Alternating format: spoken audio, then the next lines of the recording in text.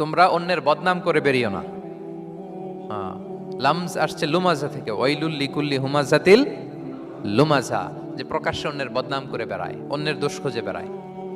একদল লোক আছে দেখবেন শুধু অন্যের দোষ খোঁজে, নিজের দিকে আঙ্গুল যায় না। কিন্তু এইভাবে আরেকজনের দিকে আঙ্গুল দিলে যে 3টা আঙ্গুল নিজের দিকে যায় এটা আবার ভুলে যায়। কাউকে যদি আমি এরকম করি, আমার দিকে কয় আঙ্গুল বলেন? এই 3টা কার দিকে? আর আরেকজনের দিকে 1 আঙ্গুল। তো কাউকে কিছু বলার আগে 3বার নিজেরটা ভাববেন যে নিজে কি করেন। ওলা তাল মিজাং, অন্যের বদনাম করো না, প্রকাশ্যে অন্যের দোষ খোঁজো না। সবচেয়ে বুদ্ধিমান সে যে নিজের দোষ খোঁজে। নিজের সমালোচনা যে করতে পারে সেই সর্বাপেক্ষা বুদ্ধিমান। কিন্তু আমরা একদল আছে শুধু সমালোচনা, ওর এই সমস্যা, ওর এইটা, ওর ওর মানে তার দায়িত্ব হচ্ছে সবার সমস্যা বের করা। এরকম দায়িত্বপ্রাপ্ত কিছু লোক আছে না? নাই?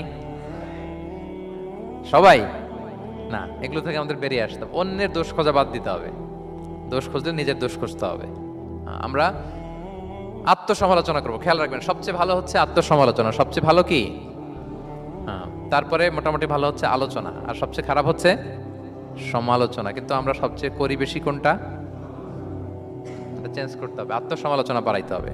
আমি প্রায় একটা কথা বলি, small people talk about people, average people talk about things, great people talk about ideas. ছোট মনের মানুষ যারা, এরা মানুষ নিয়ে কথা বলে, এর এই সমস্যা ওর।